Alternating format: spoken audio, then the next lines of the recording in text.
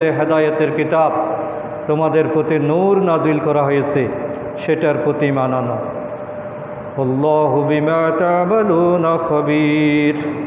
তোমরা যা করো কোনো কিছুই আল্লাহ বাদ দেন না, সবগুলো তার নলেজের মধ্যে এসে যায়, তিনি সব অবগত। তোমরা মনে মনে যা চিন্তা করো সেগুলো আল্লাহ তাআলা জানেন। সুতরাং আল্লাহর হিসাব থেকে কেউ বাঁচার কোনো পথ নাই। আসলে মানুষের দুনিয়ার জীবনটা হলো একটা স্টেশন মাত্র, একটা ব্রিজ।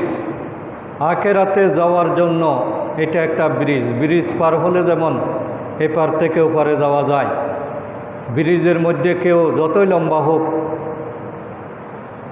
যমুনা সেতু সেটা প্রায় 3 কিলোমিটার লম্বা সেতু, কিন্তু এত লম্বা জায়গায়ও কেউ ঘরবাড়ি করে না, কারণ প্রত্যেকে জানে যে যতই লম্বা হোক এটা পার হতেই হবে।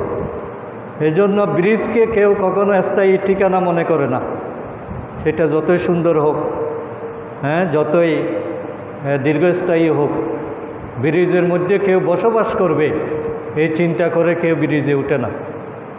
আমাদের জীবনটা হলো এরকম একটা ব্রিজ মাত্র, এ কুলে দুনিয়া ওই কুলে আখিরাত। যেদিন জন্ম নিলাম পরীক্ষা শুরু হয়ে গেল, যেদিন নিঃশ্বাস বন্ধ হবে রেজাল্ট দেওয়া শুরু। মানুষের রেজাল্ট মৃত্যুর পরেই মানুষ পেতে শুরু করে, এবং আমাদেরকে যখন কবরে রাখা হয় তখন আমরা কোরআনুল কারীমের একটা আয়াত পড়েই মাটিতে ফু দিয়ে সেই মাটির সাথে আমাদেরকে কবরস্থ করা হয়। আমরা বলি সূরা তাহার 55 নম্বর আয়াতটা আল্লাহ তাআলা এখানে উল্লেখ করেছেন, মিনহা খালাকনাকুম ওয়া ফিহা। মাটি থেকেই আমি তোমাদেরকে সৃষ্টি করেছি। নুঈদুকুম ওয়া মিনহা, মাটিতেই আমি তোমাদেরকে আবার ফিরিয়ে নিয়ে যাব। নুখরিজুকুম তারাতান উখরা, এবং মাটি থেকেই তোমাদেরকে আবার বের করে আনব। তাহলে মাটি থেকেই আমাদের সৃষ্টি, মাটিতেই আবার আমাদের সমাহিত, এবং এই মাটি থেকেই তিনি আবার আমাদেরকে পুনরুত্থিত করবেন।